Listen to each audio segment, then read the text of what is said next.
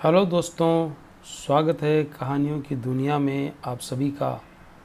आज मुंशी प्रेमचंद का उपन्यास गोदान का भाग 4 मैं आपके सामने लेकर प्रस्तुत हुआ हूँ। शुरू करते हैं भाग 4। उधर गोबर खाना खाकर अहिराने में पहुँचा। आज झुनिया से उसकी बहुत सी बातें हुई थी। जब वह गाय लेकर चला था तो झुनिया आधे रास्ते तक उसके साथ आई थी। गोबर अकेला गाय को कैसे ले जाता? अपरिचित व्यक्ति के साथ जाने में उसे आपत्ति होना स्वाभाविक था।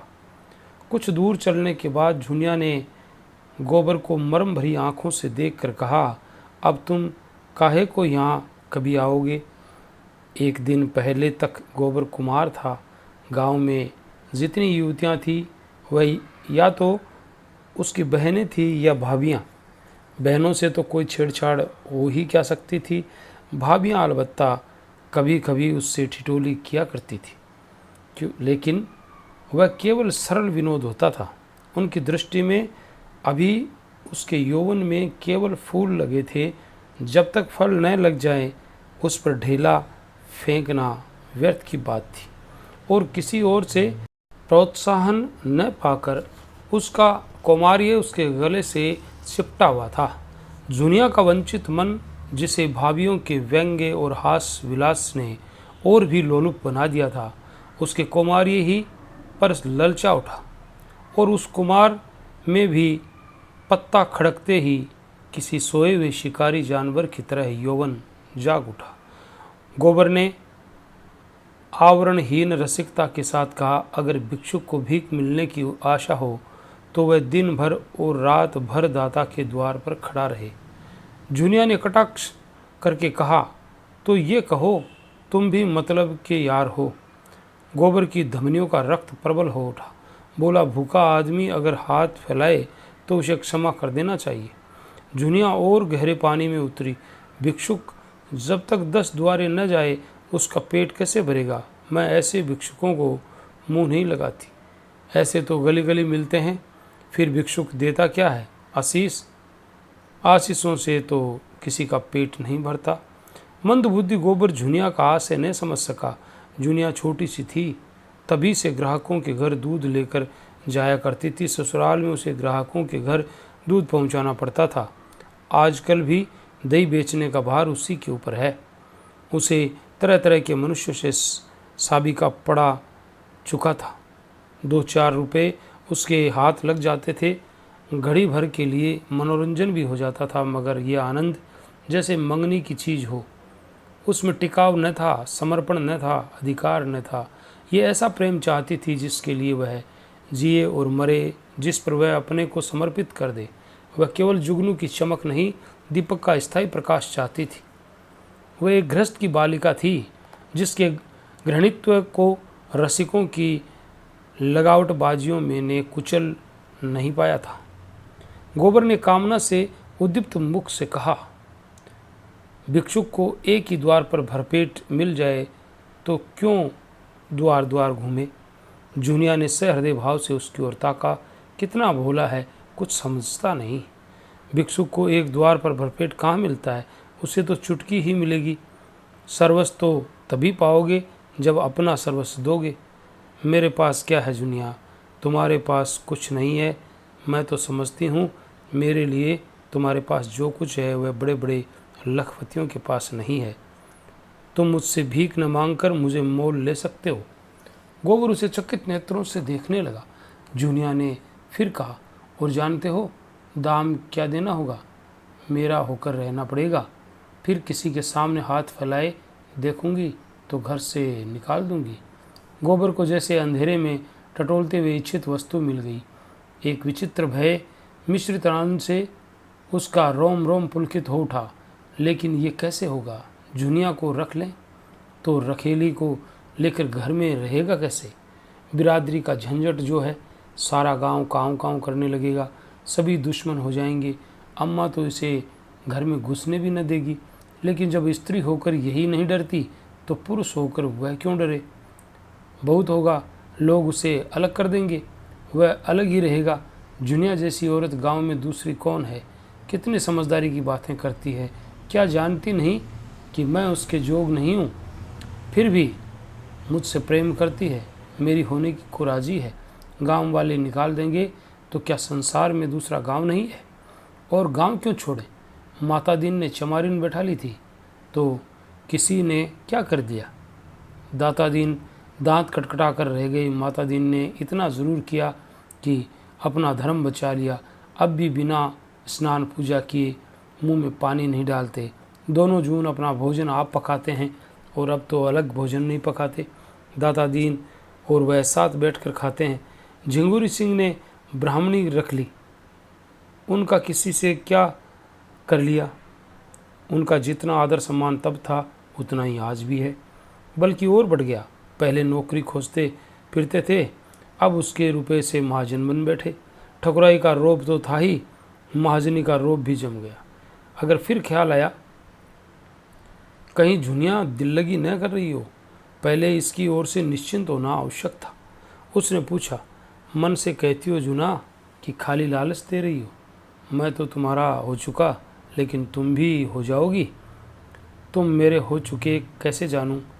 तुम जान भी चाहो तो दे दूं। जान देने का अर्थ भी समझते हो? तुम समझा दो ना। जान देने का अर्थ है साथ रहकर निवाह करना। एक बार हाथ पकड़कर उम्र भर निवाह करते रहना, चाहे दुनिया कुछ कहे, चाहे माँ बाप, भाई बंद, घर द्वार सब कुछ छोड़ना पड़े। मुंह से जान देने वाले बहुतों को देख चुकी। भौरों की भांति फूल का रस लेकर उड़ जाते हैं। तुम भी वैसे ही न उड़ जाओगे? गोबर के एक हाथ में गाय की पगया थी, दूसरे हाथ से दुनिया का हाथ पकड़ लिया, जैसे बिजली के तार पर हाथ रख गया हो। सारी देह यौवन के पहले स्पर्श से कांप उठी। कितनी मुलायम गुदगुदी कोमल कलाई। झुनिया ने उसका हाथ हटाया नहीं, मानो इस स्पर्श का उसके लिए कोई महत्व नहीं हो। फिर एक क्षण के बाद गंभीर भाव से बोली, आज तुमने मेरा हाथ पकड़ा है, याद रखना। खूब याद रखूंगा झुना, और मरते दम तक निभाऊंगा। झुनिया अविश्वास भरी मुस्कान से बोली, इसी तरह तो सब कहते हैं गोबर, बल्कि इससे भी मीठे चिकने शब्दों में। अगर मन में कपट हो मुझे बता दो, सचेत हो जाओ। ऐसों को मन नहीं देती, उनसे तो खाली हंस बोल लेने का नाता रखती हूँ। बरसों से दूध लेकर बाजार जाती हूँ, एक से एक बाबू, महाजन, ठाकुर, वकील, अमले, अफसर अपना रसियापन दिखाकर मुझे फंसा लेना चाहते हैं। कोई छाती पर हाथ रख कर कहता है, जुनिया तरसा मत, कोई मुझे रसीली नशीली चितवन से घूरता है, मानो मारे प्रेम के बेहोश हो गया है। कोई रुपए दिखाता है, कोई गहने, सब मेरी गुलामी करने को तैयार हैं उम्र भर, बल्कि उस जन्म में भी। लेकिन मैं उन सबों की नस पहचानती हूँ, सब के सब भौरे रस लेकर उड़ जाने वाले। मैं भी उन्हें ललचाती हूँ, तिरछी नज़रों से देखती हूँ, मुस्कुराती हूँ। वह मुझे गधी से मनाते हैं, मैं उन्हें उल्लू बनाती हूँ। मैं मर जाऊँ तो उनकी आँखों में आंसू न आएगा, वह मर जाएं तो मैं कहूँगी अच्छा हुआ निगोड़ा मर गया। मैं तो जिसकी हो जाऊँगी उसकी जन्म भर के लिए हो जाऊँगी, सुख में दुख में संपत्ति में विपत्ति में उसके साथ रहूँगी। हर जाई नहीं हूँ कि सबसे हंसती बोलती फिरूँ, न रुपए की भूखी हूँ न गहने कपड़े की, बस भरे आदमी का संग चाहती हूँ, जो मुझे अपना समझे और जिसे मैं भी अपना समझूं। एक पंडित जी बहुत तिलक मुद्रा लगाते हैं, आधे सेर दूध लेते हैं। एक दिन उनकी घरवाली कहीं नेवते में गई थी, मुझे क्या मालूम, और दिनों की तरह दूध लिए भीतर चली गई। वहाँ पुकारती हूँ, बहू जी, कोई बोलता ही नहीं। इतने में देखती हूँ कि तो पंडित जी बाहर के किवाड़ क्यों बंद करके चले आ रहे हैं। मैं समझ गई उसकी नीयत खराब है। मैंने डांट कर पूछा, तुमने किवाड़ क्यों बंद कर दी? क्या बहू जी कहीं गई है? घर में सन्नाटा क्यों है? उसने कहा, वह एक नेवते में गई है। और मेरी और दो पग और बढ़ गया। मैंने कहा, तुम्हें दूध लेना हो तो लो, नहीं तो मैं जाती हूँ। बोला, आज तो तुम यहाँ से न जाने पाओगी झुनी रानी, रोज़ रोज़ कलेजे पर छुरी चलाकर भाग जाती हो, आज मेरे हाथ से न बचोगी। तुमसे सच कहती हूँ गोबर। मेरे रोए खड़े हो गए। गोबर आवेश में बोला, मैं बच्चा को देख पाऊं तो खोद कर ज़मीन में गाड़ दूं, खून चूस लूं, तुम मुझे दिखा तो देना। सुनो तो, ऐसों का मुंह तोड़ने के लिए मैं ही काफ़ी हूँ। मेरी छाती धक धक करने लगी। ये कुछ बदमाशी कर बैठे तो क्या करूँगी, कोई चिल्लाना तो सुनेगा नहीं। लेकिन मन में ये निश्चय कर लिया था कि मेरी देह छुई तो दूध की भरी हांडी उसके मुंह पर पटक दूंगी। भला से 4-5 सेर दूध जाएगा, बच्चा को याद तो हो जाएगी। कलेजा मजबूत करके बोली, इस फेर में न रहना पंडित जी, मैं अहीर की लड़की हूँ, मूंछ का एक एक बाल नुचवा लूँगी। यही लिखा है तुम्हारे पोथी पन्नों में कि दूसरे की बहू बेटी को अपने घर में बंद करके बेइज्जत करो, इसलिए तिलक मुद्रा का जाल बिछाए बैठे हो। लगा हाथ जोड़ने पैरों पड़ने एक प्रेमी का मन रख दोगी तो तुम्हारा क्या बिगड़ जाएगा। झूना रानी, कभी कभी गरीबों पर दया किया करो, नहीं भगवान पूछेंगे मैंने तुम्हें इतना रूप धन दिया था, तुमने उससे एक ब्राह्मण का उपकार भी नहीं किया, तो क्या जवाब दोगी। बोले, मैं विप्र हूँ, रुपये पैसे का दान तो रोज़ ही पाता हूँ, आज रूप का दान दे दो। मैंने यूं ही उसका मन परखने को कह दिया, मैं 50 रुपये लूँगी। सच कहती हूँ। गोबर तुरंत कोठरी में गया और 10-10 के 5 नोट निकालकर मेरे हाथों में देने लगा, और जब मैंने नोट ज़मीन पर गिरा दिए और द्वार की ओर चली तो उसने मेरा हाथ पकड़ लिया। मैं तो पहले ही से तैयार थी, हांडी उसके मुंह पर दे मारी, सिर से पांव तक सरोबार हो गया, चोट भी खूब लगी। सिर पकड़ कर बैठ गया और हाय हाय करने लगा। मैंने देखा अब ये कुछ नहीं कर सकता, तो पीठ में 2 लातें जमा दी और किवाड़ खोलकर भाग गई। गोबर ठठाक मार कर बोला, बहुत अच्छा किया तुमने, दूध से नहा गया होगा, तिलक मुद्रा भी धुल गई होगी, मुझे भी क्यों न उखाड़ ली। दूसरे दिन मैं फिर उसके घर गई, उसकी घरवाली आ गई थी, अपने बैठक में सिर में पट्टी बांधे पड़ा था। मैंने कहा, कहो तो कल की तुम्हारी करतूत खोल दूं। पंडित लगा हाथ जोड़ने। मैंने कहा, अच्छा थूक कर चाटो तो छोड़ दूंगी। सिर ज़मीन पर रगड़ कर कहने लगा, अब मेरी इज्जत तुम्हारे हाथ है जूना, यही समझ लो कि पंडिताइन मुझे जीता न छोड़ेगी। मुझे भी उस पर दया आ गई। गोबर को उसकी दया बुरी लगी। ये तुमने क्या किया, उसकी औरत से जाकर कह क्यों नहीं दिया, जूती से पीट दी। ऐसे पाखंडियों पर दया न करनी चाहिए। तुम मुझे कल उसकी सूरत दिखा दो, फिर देखना कैसी मरम्मत करता हूँ। जूनिया ने उसके अर्धविकसित यौवन को देखकर कहा, तुम उसे न पाओगे, खासा देव है, मुफ्त का माल उड़ाता है कि नहीं।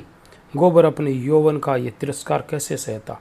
डींग मार करके बोला, मोटे होने से क्या होता है, यहाँ फौलाद की हड्डियाँ हैं, 300 दंड रोज मारता हूँ, दूध घी नहीं मिलता, नहीं तो अब तक सीना यूं निकल आया होता। ये कहकर उसने छाती फैलाकर दिखाई।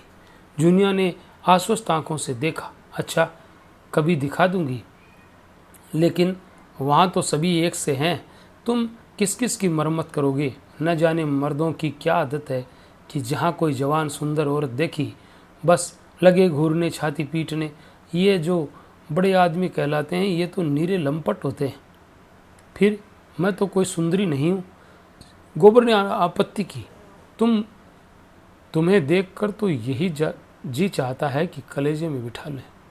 जूनिया ने उसकी पीठ में हल्का सा घुसा जमाया, लगे औरों की तरफ, तुम भी चापलूसी करने। मैं जैसी कुछ हूँ वह मैं जानती हूँ, मगर लोगों को तो जवान मिल जाए, घड़ी भर मन बहलाने को और क्या चाहिए। गुण तो आदमी उसमें देखता है जिसके साथ जन्म भर निवाह करना हो। सुनती भी हूँ और देखती भी हूँ। आजकल बड़े घरों में विचित्र लीला है। जिस मोहल्ले में मेरी ससुराल है उसी में गपड़ू नाम के एक काश्मीरी रहते थे। बड़े भारी आदमी थे। उनके यहाँ 5 सेर दूध लगता था। उनकी 3 लड़कियाँ थी, कोई 20-20, 25-25 की होगी, एक से एक सुंदर। तीनों बड़े कॉलेज में पढ़ने जाती थी, एक शायद कॉलेज में पढ़ाती भी थी। 300 का महीना पाती थी। सितार पर सब बजावे, हारमोनिया पर सब बजावे, नाचे वह गावे वह, लेकिन ब्याह कोई नहीं करती थी। राम जाने वह किसी मर्द को पसंद नहीं करती थी कि मर्द उन्हीं को पसंद नहीं किया करता था। एक बार मैंने बड़ी बीवी से पूछा तो हंसकर बोली, हम लोग ये रोग नहीं पालते, मगर भीतर ही भीतर खूब गुलछर्रे उड़ाती थी। जब देखूं तो 2-4 लौंडे उनके घेरे हुए हैं। जो सबसे बड़ी थी वह तो कोट पतलून पहनकर घोड़े पर सवार होकर मर्दों के साथ शहर करने जाती थी। सारे शहर में उसकी लीला मशहूर थी। गपड़ू बाबू सिर नीचा किए जैसे मुंह पर कालिक सी लगाए रहते थे। लड़कियों को डांटते थे, समझाते थे, पर सब के सब खुल्लम खुल्ला कहती थी, तुमको हमारे बीच में बोलने का कुछ नहीं मजाल नहीं है। हम अपने मन की रानी हैं, जो हमारी इच्छा होगी वह हम करेंगे। बेचारा बाप जवान जवान लड़कियों को क्या बोले, मारने बांधने से रहा, डांटने डपटने से रहा, लेकिन भाई बड़े आदमियों की बातें कौन चलाए। वह जो कुछ करे सब ठीक है, उन्हें तो बिरादरी और पंचायत का भी डर नहीं। मेरी समझ में तो ये नहीं आता कि किसी का रोज़ रोज़ मन कैसे बदल जाता है। क्या आदमी गाय बकरी से गया बीता हो गया है? लेकिन किसी को बुरा नहीं कहती भाई, मन को जैसा बनाओ वैसा बनता है। ऐसों को भी देखती हूँ जिन्हें रोज़ रोज़ की दाल रोटी के बाद कभी कभी मुंह का स्वाद बदलने के लिए हलवा पूरी भी चाहिए, और ऐसों को भी देखती हूँ जिन्हें घर की रोटी दाल देखकर ज्वर आता है। कुछ बेचारियाँ ऐसी भी हैं जो अपनी रोटी दाल में ही मगन रहती हैं, हलवा पूरी से उन्हें कोई मतलब नहीं। मेरी दोनों भावजों को ही देखो, हमारे भाई काने कुबड़े नहीं हैं, 10 जवानों में एक जवान है, लेकिन भावजों को नहीं भाते। उन्हें तो वह चाहिए जो सोने की बालियां बनवाए, महीन साड़ियां लाए, रोज़ चाट खिलवाएं। बालियां और मिठाइयां मुझे भी कम अच्छी नहीं लगती, लेकिन जो कहो कि इसके लिए अपनी लाज बेचती फिरूं तो भगवान इससे बचाए। एक के साथ मोटा झूठा खाब पहनकर उम्र भर काट देना, बस अपना तो यही राग है। बहुत करके तो मर्द ही औरतों को बिगाड़ती है। जब मर्द इधर उधर ताक झांक करेगा तो औरत भी आंख लड़ाएगी। मर्द दूसरी औरतों के पीछे दौड़ेगा तो औरत भी ज़रूर मर्दों के पीछे दौड़ेगी। मर्द का हरजाईपन औरत को भी उतना ही बुरा लगता है जितना औरत का मर्द को। यही समझ लो, मैंने तो अपने आदमी से साफ साफ कह दिया था, अगर तुम इधर उधर लपके तो मेरी भी जो इच्छा होगी वही करूँगी। ये चाहो कि तुम तो अपने मन की करो और औरत को मार के डर से अपने काबू में रखो, तो ये न होगा। तुम खुले खजाने करते हो और वह छिपकर करेगी। तुम उसे जलाकर सुखी नहीं रह सकते। गोबर के लिए ये एक नई दुनिया की बातें थी। तन्मय होकर सुन रहा था। कभी कभी तो आप ही आप उसके पांव रुक जाते, फिर सचेत होकर चलने लगता। जुनिया ने पहले अपने रूप से मोहित किया था, आज उसने अपने ज्ञान और अनुभव से भरी बातों और अपने सतीत्व के बखान से मुग्ध कर दिया। ऐसी रूप गुण ज्ञान की आगरी उसे मिल जाए तो धन्य भाग। फिर वह क्यों पंचायत और बिरादरी से डरे। जुनिया ने जब देख लिया कि उसका गहरा रंग जम गया है तो छाती पर हाथ रखकर जीभ दांत से काटती हुई बोली, अरे ये तो तुम्हारा गांव आ गया। तुम भी बड़े मुरे हो, मुझसे कहा भी नहीं कि लौट जाओ। ये कहकर वह लौट पड़ी। गोबर ने आग्रह करके कहा, एक क्षण के लिए मेरे घर क्यों नहीं चलती, अम्मा भी तो देख ले। जुनिया ने लज्जा आंखें चुरा कर कहा, तुम्हारे घर यूँ न जाऊंगी। मुझे तो यही अचरज होता है कि मैं इतनी दूर कैसे आ गई। अच्छा बताओ, अब कब आओगे? रात को मेरे द्वार पर अच्छी संगत होगी, चले आना, मैं अपने पिछवाड़े मिलूंगी। और जो न मिली तो लौट जाना। तो फिर मैं ना आऊँगा, आना पड़ेगा, नहीं कह देती हूँ। तुम भी वचन दो कि मिलोगी। मैं वचन नहीं देती तो मैं भी नहीं आता, मेरी बला से। जुनिया अंगूठा दिखाकर चल दी। प्रथम मिलन में ही दोनों एक दूसरे पर अपना अधिकार जमा चुके थे। जुनिया जानती थी वह आएगा, गोबर जानता था वह मिलेगी, कैसे नहीं मिलेगी। गोबर जब अकेला गाय को हाँकता हुआ चला तो ऐसा लगता था मानो स्वर्ग से गिर पड़ा है। जेठ की उदास और गर्म संध्या सेमरी की सड़कों और गलियों में पानी के छिड़काव से शीतल और प्रसन्न हो रही थी। मंडप के चारों तरफ फूलों और पौधों के गमले सजा दिए गए थे और बिजली के पंखे चल रहे थे। राय साहब अपने कारखाने में बिजली बनवा लेते थे। उनके सिपाही वर्दियाँ डांटे, नीले साफे बांधे, जनता पर रौब जमाते फिरते थे। नौकर उजले कुर्ते पहने और केसरिया पाग बांधे मेहमानों और मुखियों का आदर सत्कार कर रहे थे। उसी वक्त एक मोटर सिंह द्वार के सामने आकर रुकी और उसमें से 3 महानुभाव उतरे। वह जो खद्दर का कुर्ता और चप्पल पहने हुए थे, उनका नाम पंडित ओंकारनाथ था। आप दैनिक पत्र बिजली के यशस्वी संपादक हैं, जिन्हें देश चिंता ने गुला डाला है। दूसरे महाशय जो कोट पैंट में है, वह है तो वकील, पर वकालत न चलने के कारण एक बीमा कंपनी की दलाली करते हैं और तालुकेदारों को महाजनों और बैंकों से कर्ज दिलाने में वकालत से कहीं ज़्यादा कमाई करते हैं। इनका नाम है श्याम बिहारी तंखा।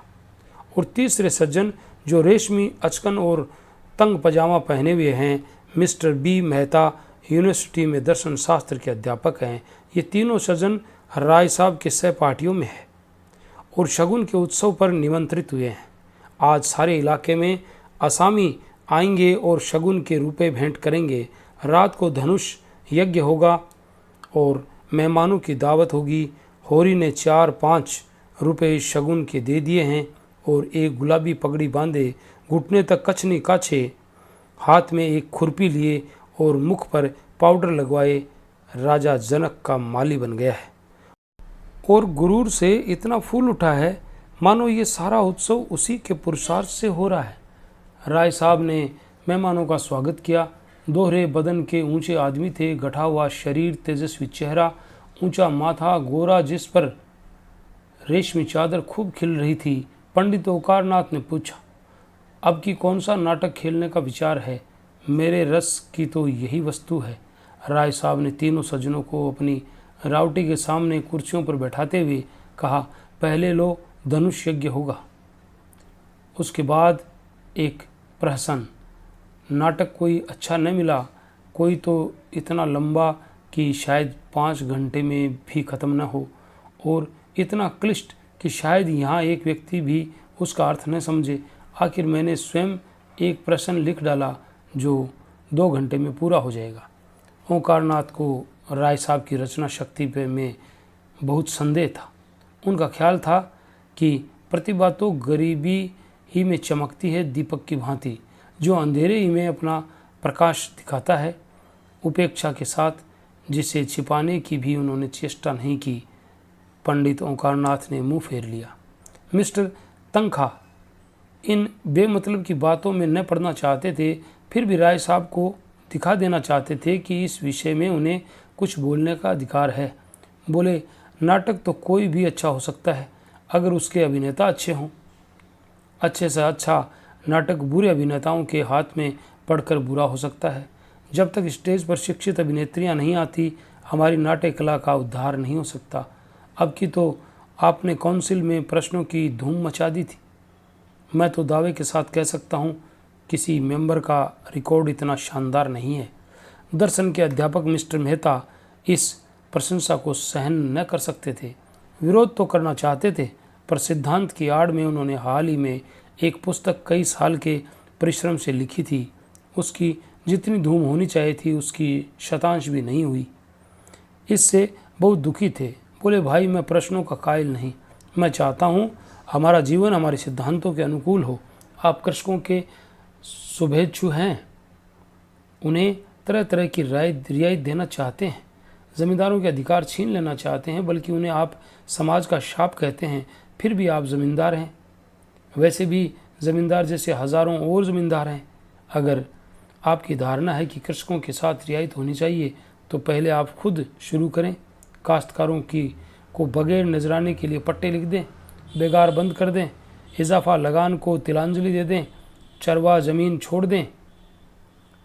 मुझे उन लोगों से ज़रा भी हमदर्दी नहीं है जो बातें तो करते हैं कम्युनिस्टों की सी, मगर जीवन है रईसों का सा, उतना ही विलासमय उतना ही स्वार्थ से भरा हुआ। राय साहब को आघात पहुंचा। वकील साहब के माथे पर बल पड़ गए और संपादक जी के मुंह पर कालिख लग गई। वह खुद समष्टिवाद के पुजारी थे, पर सीधे घर में आग न लगाना चाहते थे। तनखा ने राय साहब की वकालत की। मैं समझता हूँ राय साहब का अपने असामियों के साथ जितना अच्छा व्यवहार है, अगर सभी जमींदार वैसे ही हो जाएं तो ये प्रश्न ही न रहे। मेहता ने हथौड़ी की दूसरी चोट जमाई। मानता हूँ आपका अपने असामियों के साथ बहुत अच्छा बर्ताव है, मगर प्रश्न ये है कि उसमें स्वार्थ है या नहीं।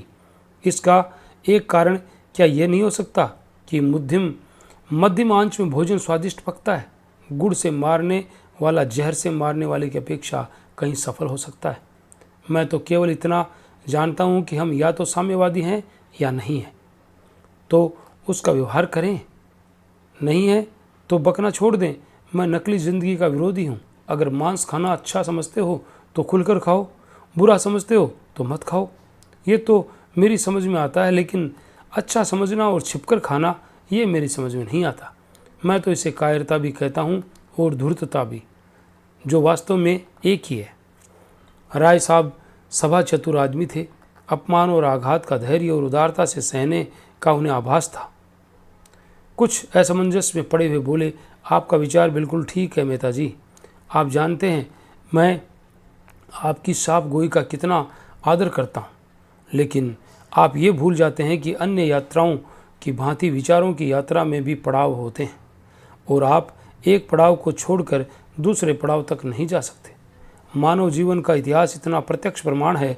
मैं उस वातावरण में पला हूँ जहाँ राजा ईश्वर है और ज़मींदार ईश्वर का मंत्री। मेरे स्वर्गवासी पिता असामियों पर इतनी दया करते थे कि पाले या सूखे में कभी आधा और कभी पूरा लगान माफ़ कर देते थे। अपने बखार से अनाज निकाल कर असामियों को खिला देते थे। घर के गहने बेचकर कन्याओं के विवाह में मदद कर देते थे, मगर उसकी वक्त तक जब तक प्रजा उनको सरकार और धर्मावतार कहती रहे, उन्हें अपना देवता समझकर उनकी पूजा करती रही। पूजा का पालन उनका सनातन धर्म था, लेकिन अधिकार के नाम पर वह कौड़ी का एक दांत भी फोड़ कर देना न चाहते थे। मैं उसी वातावरण में पला हूँ। मुझे गर्व है कि मैं व्यवहार में चाहे जो कुछ करूँ, विचारों में उनसे आगे बढ़ गया हूँ और ये मानने लग गया हूँ कि जब तक किसानों को यह रियायतें अधिकार के रूप में न मिलेगी, केवल सद्भावना के आधार पर उनकी दशा सुधर नहीं सकती। स्वेच्छा से अपना स्वार्थ छोड़ दे तो अपवाद है। मैं खुद सद्भावना करते हुए भी स्वार्थ नहीं छोड़ सकता और चाहता हूँ कि हमारे वर्ग को शासन और नीति के बल से अपना स्वार्थ छोड़ने के लिए मजबूर कर दिया जाए। इसे आप कायरता कहेंगे, मैं इसे व्यवस्था कहता हूँ। मैं इसे स्वीकार करता हूँ कि किसी भी दूसरे के श्रम पर मोटे होने का अधिकार नहीं है। उपजीवी होना घोर लज्जा की बात है। कर्म करना प्राणी मात्र का धर्म है। समाज की ऐसी व्यवस्था जिसमें कुछ लोग मौज करें और कुछ लोग पिसें और खपें कभी सुखद नहीं हो सकती। पूंजी और शिक्षा, जिसे मैं पूंजी का ही एक रूप समझता हूँ, इनका किला जितना जल्द टूट जाए उतना ही अच्छा है। जिन्हें पेट की रोटी मयस्सर नहीं, उनके अफसर और नियोजक 10-10, 5-5 हज़ार फटकारें, ये हास्यास्पद है और लज्जास्पद भी।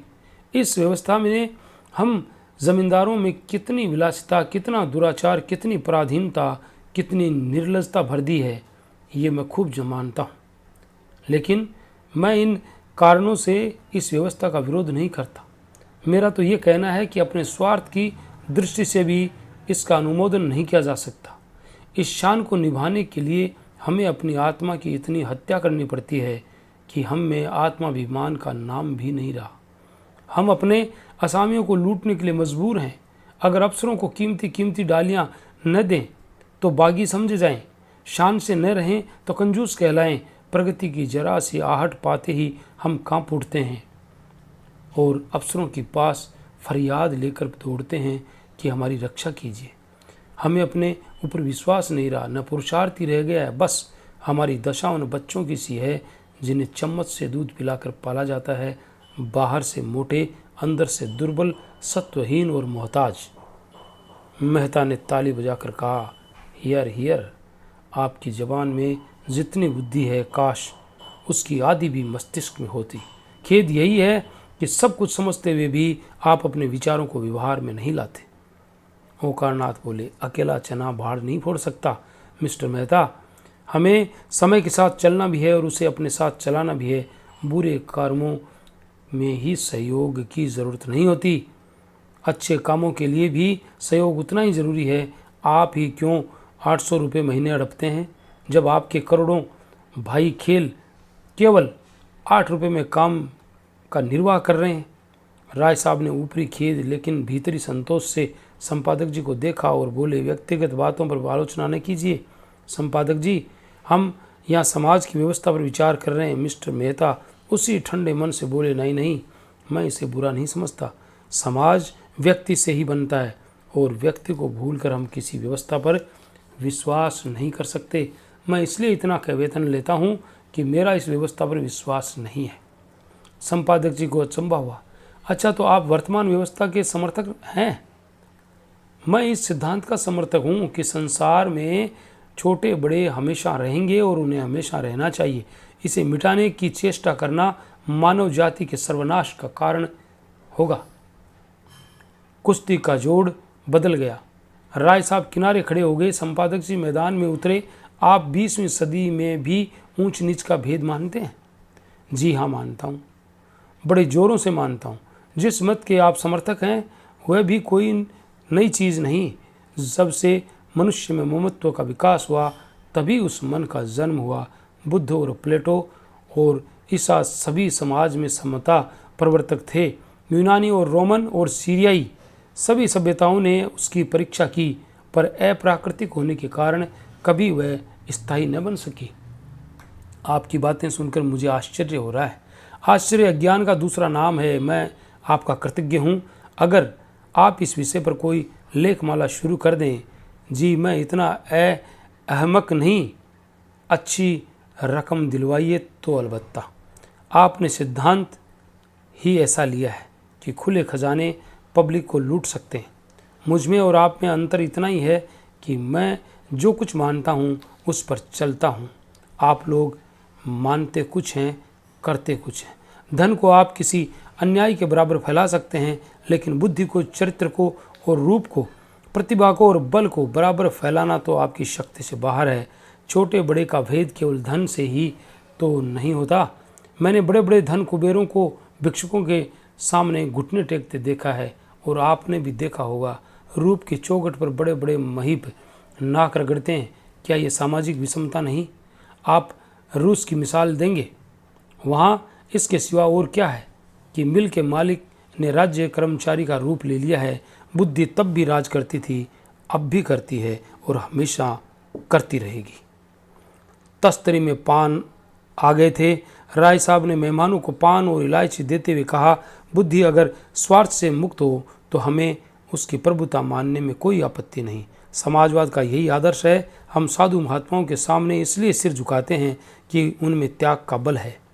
इसी तरह हम बुद्धि के हाथ में अधिकार भी देना चाहते हैं, सम्मान भी, नेतृत्व भी, लेकिन संपत्ति किसी तरह नहीं। बुद्धि का अधिकार और सम्मान व्यक्ति के साथ चला जाता है, लेकिन उसकी संपत्ति विष बोने के लिए उसके बाद और भी प्रबल हो जाती है। बुद्धि के बगैर किसी समाज का संचालन नहीं हो सकता। हम केवल इस बिच्छू का डंक तोड़ देना चाहते हैं।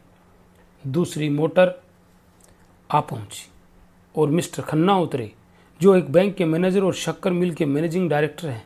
2 देवियां भी उनके साथ थी। राय साहब ने दोनों देवियों को उतारा। वह जो खद्दर की साड़ी पहने हुए गंभीर और विचारशील थी, मिस्टर खन्ना की पत्नी कामिनी खन्ना है। दूसरी महिला जो ऊंची एड़ी का जूता पहने हुए है और जिसकी मुख छवि पर हंसी फूट पड़ती है, मिस मालती है। आप इंग्लैंड से डॉक्टरी पढ़ाई हैं, अब प्रैक्टिस करती हैं। तालुकेदारों के महलों में उनका बहुत प्रवेश है। आप नवयुग की साक्षात प्रतिमा है। आगात गोमल पर चपलता कूट कूट कर भरी हुई है। झिझक या संकोच का कहीं नाम नहीं। मेकअप में प्रवीण, बला की हाजिर जवाब, पुरुष मनोविज्ञान की अच्छी जानकार, आमोद प्रमोद के जीवन को तत्व समझने वाली, लुभाने और रिझाने की कला में निपुण। जहाँ आत्मा का स्थान है वहाँ प्रदर्शन, जहाँ हृदय का स्थान है वहाँ हाव भाव मनोउद्गारों का कठोर निग्रह जिनमें इच्छा या अभिलाषा का लोप सा हो गया है। आपने मिस्टर मेहता से हाथ मिलाते हुए कहा, सच कहती हूँ, आप सूरत से ही फिलोसोफर मालूम होते हैं। इस नई रचना में तो आपने आत्मवादियों को उधेड़ कर रख दिया। पढ़ते पढ़ते कई बार मेरे जी में ऐसा आया कि आपसे लड़ जाऊं। फिलोसोफरों में सहृदयता क्यों गायब हो जाती है? मेहता झांप के बिन ब्याहे थे और नवयुग की रमणियों से पनाह मांगते थे। पुरुषों की मंडली में खूब चहकते थे, मगर ज्यों ही कोई महिला आई और उसकी जबान बंद हुई, जैसे बुद्धि पर ताला लग जाता था। स्त्रियों ने शिष्ट व्यवहार तक करने की सुधि न रहती थी। मिस्टर खन्ना ने पूछा, फिलोसोफरों की सूरत में क्या खास बात होती है देवी जी? मालती ने मेहता की ओर दया भाव से देखकर कहा, मिस्टर मेहता बुरा न माने तो बतला दूं। खन्ना मिस मालती के उपासकों में थे। जहां मिस मालती जाएं वहां खन्ना का पहुंचना लाजिम था। उनके आसपास भौरे की तरह मंडराते थे। हर समय उनकी यही इच्छा रहती थी कि मालती से अधिक वहीं बोले, उनकी निगाह अधिक से अधिक उन्हीं पर रहे। खन्ना ने आंखें मारकर कहा, फिलोसोफर किसी बात का बुरा नहीं मानते, उनकी यही सिफ्त है तो सुनिए। फिलोसोफर हमेशा मुर्दा दिल होते हैं। जब देखिए अपने विचारों में मगन बैठे हैं। आपकी तरफ ताकेंगे मगर आपको देखेंगे नहीं। आप उनसे बात किए जाएं, कुछ सुनेंगे नहीं, जैसे सुनने में उड़ रहे हो। सब लोगों ने कहा हमारा मिस्टर मेहता जैसे ज़मीन में गड़ गए। ऑक्सफोर्ड में मेरे फिलोसॉफी के प्रोफेसर हस्बैंड थे। खन्ना ने टोका, नाम तो निराला है। जी हाँ, और थे कुंवारे। मिस्टर मेहता भी तो कुंवारे हैं। ये रोग सभी फिलोसोफरों को होता है। अब मेहता को अवसर मिला। बोले, आप भी इस मर्ज में गिरफ्तार हैं। मैंने प्रतिज्ञा की है किसी फिलोसोफर से शादी करूंगी और यह वर्ग शादी के नाम से घबराता है।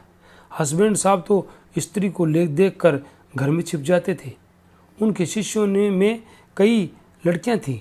अगर उनमें से कोई कभी कुछ पूछने के लिए उनके ऑफिस में चली जाती तो आप जैसे ऐसे घबरा जाते जैसे कोई शेर आ गया हो।